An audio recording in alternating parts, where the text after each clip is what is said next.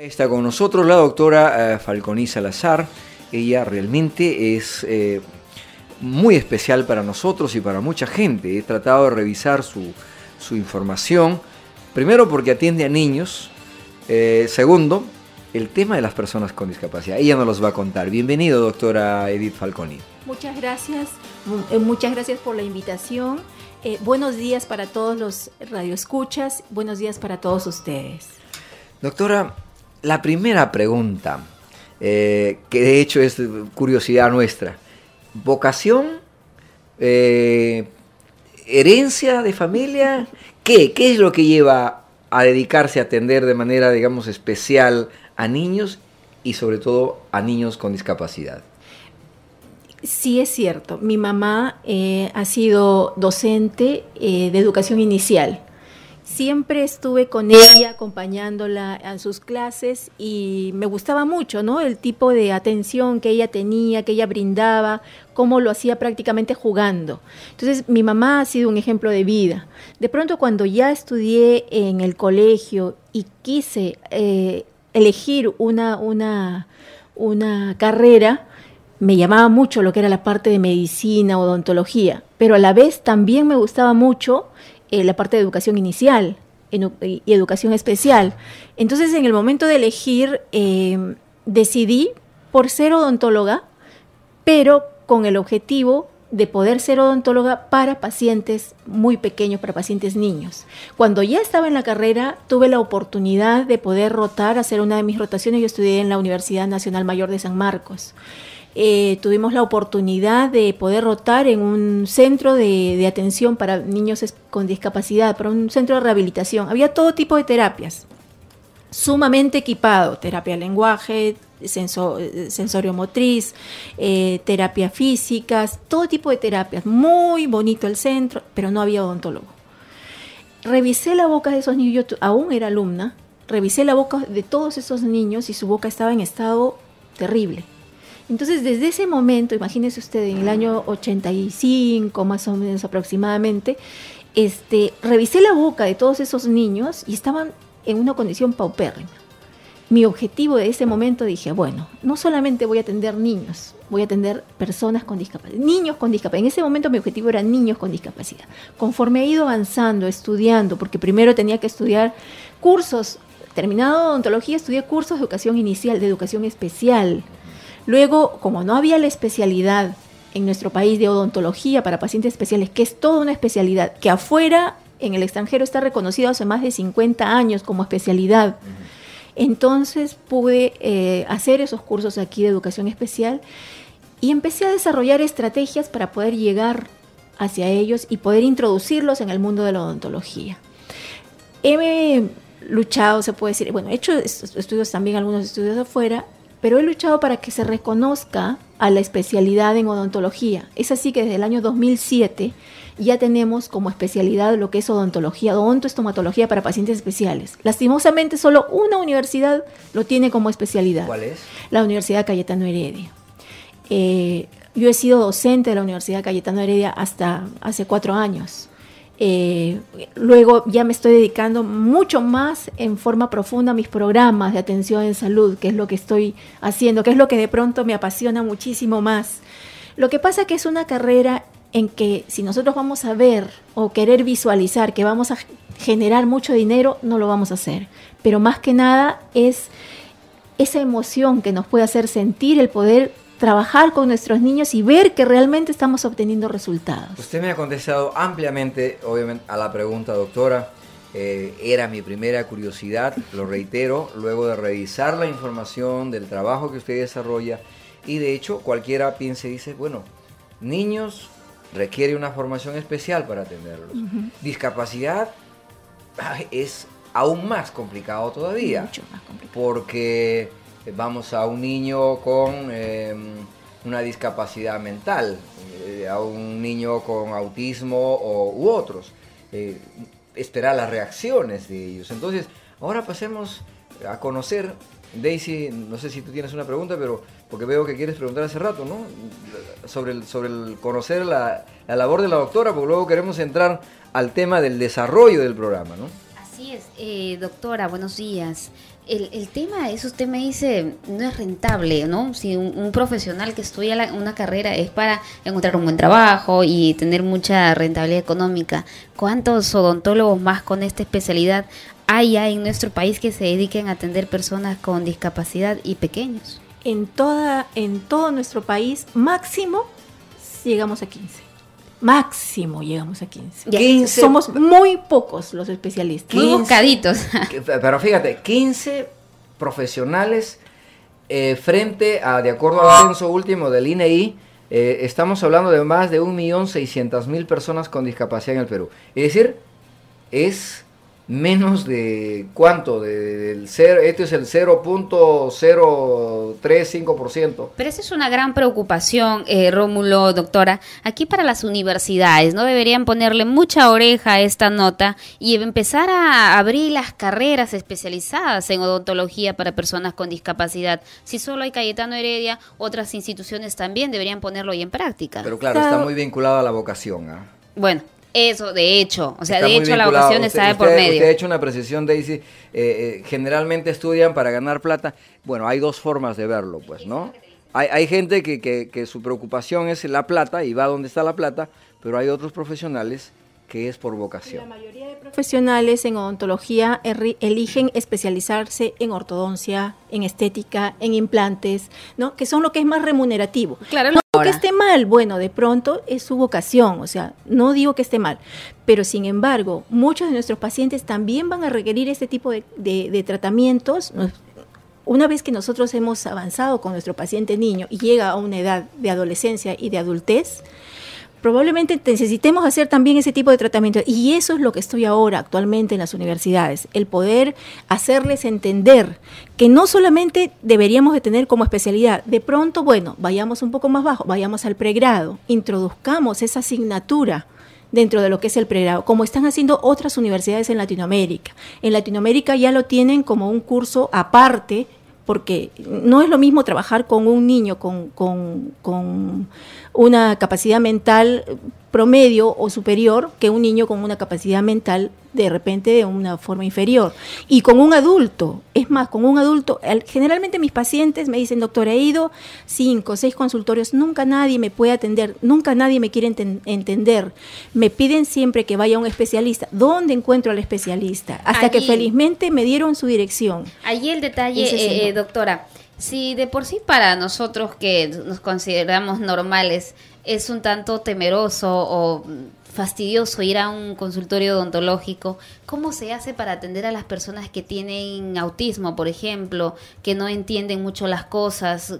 ¿Cómo la manera de concientizarlos? Sí, tenemos estrategias en las cuales nosotros primero conocemos. En una cita, una primera cita, o cuando piden la cita por teléfono los papis, nos hacen referencia aproximadamente si va a un colegio, si va a una escuela. Tomamos ciertas características. Una vez que tenemos más o menos una idea, lo esperamos en la primera cita, ya con algunas estrategias dirigidas hacia el paciente. Terminamos y culminamos la historia médica completa, sabiendo qué tipo de medicamentos toma, qué problemas sistémicos tiene, qué enfermedades tiene, y de acuerdo a todo eso vamos haciendo nosotros la estrategia. Pero sí, tenemos que buscar una estrategia para cada paciente. Y eso es lo que de repente es un poquito más complicado, tenemos que dominar mucho. Antiguamente lo que se utilizaba bastante era anestesia general o sedación. Pero muchos dormir, o sea, y qué fácil es así, o sea, siempre le digo a mis alumnos, es una solución de repente un poco facilista. Si nuestro paciente tiene muchos problemas sistémicos, sí, está bien, démosle un tratamiento hospitalario, pero si tenemos un paciente, por ejemplo, un paciente autista, que por lo general no tiene mayor problema, complicaciones más que nada sensorial, empecemos a buscar qué estrategias podemos utilizar. Cada paciente son estrategias de manejo conductual o de modificación de conducta que utilizamos y lo hemos aprendido con los diferentes psicólogos y docentes. Entonces, utilizando esas estrategias, nosotros podemos llegar a que nuestro paciente... Tengo muchos pacientes, inclusive son inmensos de tamaño, con una edad de 40, 50 años, con autismo. Muchos pacientes que los papás a veces los han tenido en su cuarto porque son agresivos. Sin embargo, llegando hacia ellos, sabiendo conociendo y que ellos te conozcan y sepan que tú no le vas a hacer daño, puedes llegar a hacerle entender que tiene que cuidar sus dientes, que tiene que buscar y que soy la persona en que le ayuda a cuidar sus dientes. Pero sí es importante que sepan por qué tienen que cuidar. Entonces, podemos utilizar de repente tarjetas, podemos utilizar medios visuales, pero sobre todo sensorial. Con nuestros pacientes autistas tenemos que ver, desensibilizar esa hiperreacción que tiene a lo sensorial, y con eso vamos a ayudar. Porque ellos no se van a dejar tocar así nomás, no se van a dejar colocar ningún tipo de instrumental. Tenemos que prepararlos para eso. Entonces sí, tenemos muchas estrategias para poder hacerlo. Ahora, allí muy importante el rol de la familia. Sí, totalmente. Porque no solo es para el momento, digamos, de la atención, sino del cuidado en adelante. Exacto. O de la continuidad en el tratamiento. De la continuidad del tratamiento. Nosotros tenemos que tener en cuenta que las caries dentales o la enfermedad bucal, sea enfermedad periodontal, inclusive las maloclusiones, todo eso va a generarnos bacterias. Y esto va a ser una enfermedad infecciosa. Las caries no se van a presentar porque sí, alguien infectó esos dientes en nuestro paciente. Podemos nosotros desde un bebé, al soplarle la comidita, podemos estar enviando algunas bacterias en nuestra saliva. Si nosotros los papás no tenemos los dientes sanos, podemos transmitir esa enfermedad hacia nuestros hijos. Y sí, nuestro papá tiene que estar en colaboración completa con nosotros, porque solamente así tendremos éxito en cuidado de salud bucal de nuestros pacientes.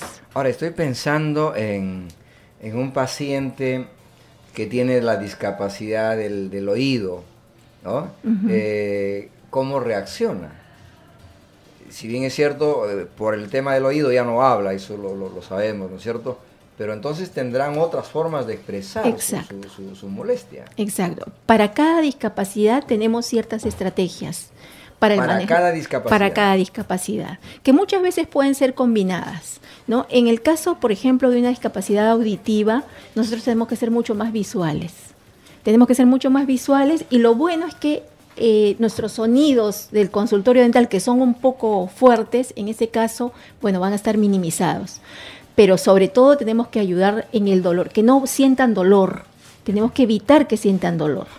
Pero sí, tenemos muchas estrategias visuales. Vamos a regresar en breve, doctora, para hablar de algunas otras estrategias, porque de hecho me interesa, por ejemplo, hablar de la estrategia para las personas con discapacidad visual, que tiene otra característica, justamente con la especialista en el tema de la salud bucal, pero no en general, o sea, no es el caso en general, es el caso especial, la salud bucal de los niños y de las personas con discapacidad. Doctora Edith Falconi, nos quedamos en esta parte de la forma o de los métodos que se aplican para atender en las diferentes discapacidades. Y una de ellas hablábamos, por ejemplo, de las personas con discapacidad visual, de los invidentes. Cuéntenos, ¿alguna experiencia, algún método? ¿Cómo se trabaja con ellos? Con ellos tenemos que utilizar un poquito más la parte sensorial, tipo el tacto, por ejemplo, o si es que tenemos la posibilidad de que ellos no tengan ninguna discapacidad auditiva, utilizamos también mucho la música, musicoterapia, etcétera. O sea, tenemos que utilizar de acuerdo a cada paciente qué es lo que más nos podría sacar como beneficio para que nos entiendan que tienen que cuidar su salud bucal. Usamos mucho las maquetas, porque ellos van a sentir. Entonces, al sentir, vamos a tener maquetas de una muelita como es con la muelita con caries. Tenemos diferentes muñecos que tienen dientes, por ejemplo. Tenemos cepillos, diferentes texturas. Con ellos tenemos que trabajar las texturas. Al tacto. Todo lo que sí. Todo lo que es el tacto. Y claro, la música ciertamente, estoy haciendo memoria de las personas con discapacidad visual. Les gusta cantar, sí, claro. Les gusta escuchar música. Son muy musicales. Son ciertamente muy musicales.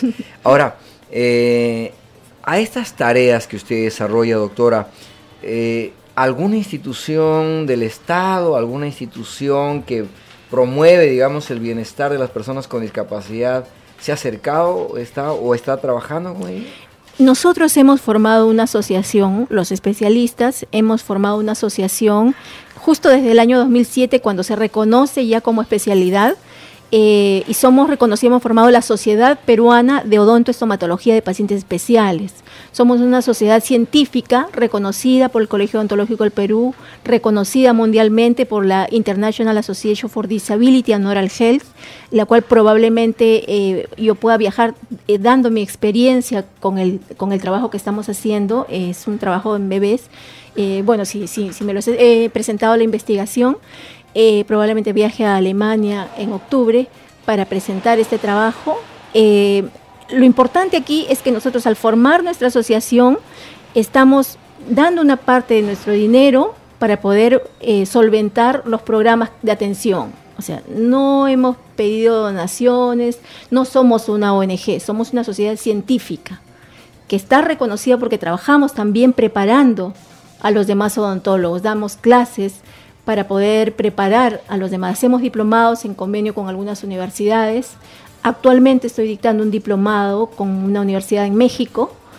Entonces es importante que nuestra experiencia la podamos verter a los demás alumnos y profesionales. Es importante que los demás profesionales de la odontología se motiven en la atención de nuestros pacientes con discapacidad, porque nuestra cantidad de pacientes que tenemos, la verdad es que es bien difícil poder solucionar todos los problemas. Ahora, además, ahí hay un indicador importante, que las personas con discapacidad, por lo general, son de escasos recursos. Exactamente. Y o sea, ahí hay un costo que se asume, por un lado, por el interés del usuario, pero para el profesional también le significa un mayor costo. Sí, los materiales odontológicos son muy costosos, por un lado. Por otro lado, las personas con discapacidad necesitan llevar tantas terapias que a la parte odontológica no le hacen caso. Nosotros sabemos que todo lo que es enfermedad bucal, sean caries dentales, enfermedad periodontal, o sea, el sangrado de la encía, simplemente un ligero sangrado, es que ya hay invasión bacteriana. Esa invasión bacteriana que tenemos nosotros en la boca puede pasar a cualquier parte de nuestro cuerpo. O sea, nosotros mismos como pacientes, seamos personas con discapacidad o personas sin ninguna discapacidad, no le damos importancia al cuidado de salud bucal. Algo que deberíamos de tener, es la puerta de entrada hacia todas las bacterias que pueden entrar a nuestro organismo. Entonces, eso es importante, el poder cuidar. Y por eso ahorita en nuestros programas nosotros estamos tratando de dirigirnos hacia la parte preventiva, para poder hacer que en las escuelas o diferentes instituciones de personas con discapacidad puedan saber la importancia, tanto los papás como los profesores o los encargados y los mismos pacientes, de cómo tienen que cuidar su salud bucal. Eso es nuestro principal objetivo. O sea, en este momento la institución está, digamos, empeñado, además de atender los casos, en desarrollar lo que se llama educación para la salud bucal. Exactamente. De las personas, en este caso, de las personas con discapacidad, exacto. Qué interesante. De hecho, amigos oyentes de las diferentes organizaciones del Estado, privadas, claro que no puede todo ser gratis, tiene que haber un esfuerzo conjunto, porque de caso contrario no camina el barco. Esta es una tarea que corresponde, yo diría, en primer lugar, es responsabilidad de la familia y del Estado. Creo que ahí hay dos primeros responsables. Exacto. Un tercero, y ahí es la vocación de los profesionales, de las instituciones, de poder ser un ente de apoyo, pero no puede solucionar obviamente toda la demanda que existe en el país. Exactamente. Porque no habría presupuesto que alcance. Claro. Y justo nuestro programa, que se llama Una Sonrisa Especial, está dirigido a poder generar esa prevención que nosotros queremos, prevención de las enfermedades de salud bucal que se presentan en nuestras personas con discapacidad. Ahora, ¿el programa está solo en Lima o está ya en alguna región? Lastimosamente solo en Lima. Actualmente solamente en Lima. Ojalá se interesaran colegas suyos, instituciones en algunas regiones, ¿no? Para hacer algún esfuerzo. En Tumbes se ha hecho Tumbes accesible y se tiene todo, se hizo un censo, se ha hecho todo un trabajo para las personas con discapacidad, se ha invertido dinero importante. Incluso el Banco Mundial lo ha reconocido como un muy buen piloto que se ha hecho a nivel del país, el mejor de América Latina, pero vaya que ausente el tema de la atención bucal. Exacto. Realmente necesitaríamos tener un odontólogo preparado y capacitado en diferentes regiones de nuestro país, ¿no? Sería lo ideal. Eso es lo que nos gustaría poder hacer, poder convocar a los odontólogos, los capacitamos aquí, los podríamos capacitar, pero que se puedan comprometer a continuar con nuestro programa en su región. Eso sería ideal. Hemos salido a diferentes regiones. Una de las regiones que me interesa mucho es que mis padres son de Canta.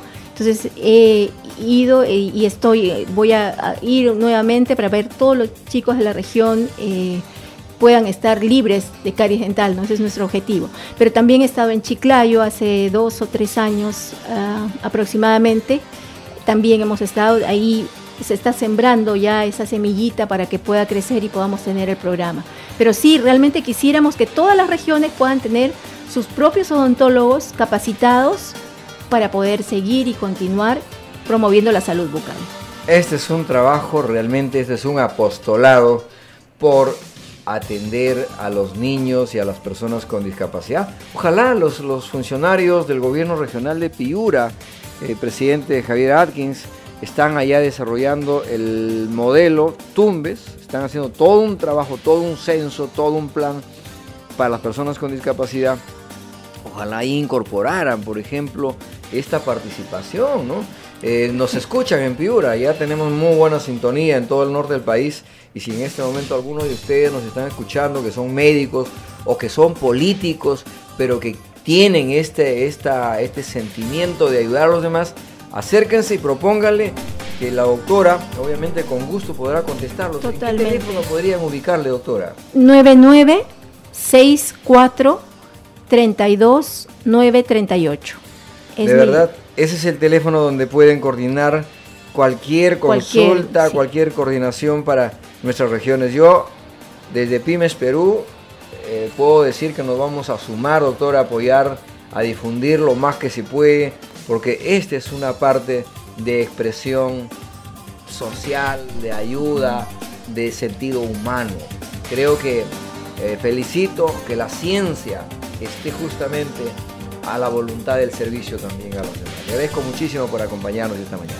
Agradezco a ustedes la invitación y difundir este tema que es tan importante, ¿no? El cuidado de la salud bucal es importantísimo para todos, más aún para nuestras personas con discapacidad, que tienen mucho más problemas de cuidado de salud bucal que nosotros podríamos brindárselo. Y gustosa, cualquier invitación, llámenme al 99-64-32-938, o si tienen alguna consulta de algún paciente también. Gustosa estaré para atenderlos. Muy bien, agradecida. Muchísimas gracias. Nos acompañó esta mañana la doctora Edith Falconi de Gaitán con un tema sumamente importante y que marcará la historia. Ya está marcando parte de la historia.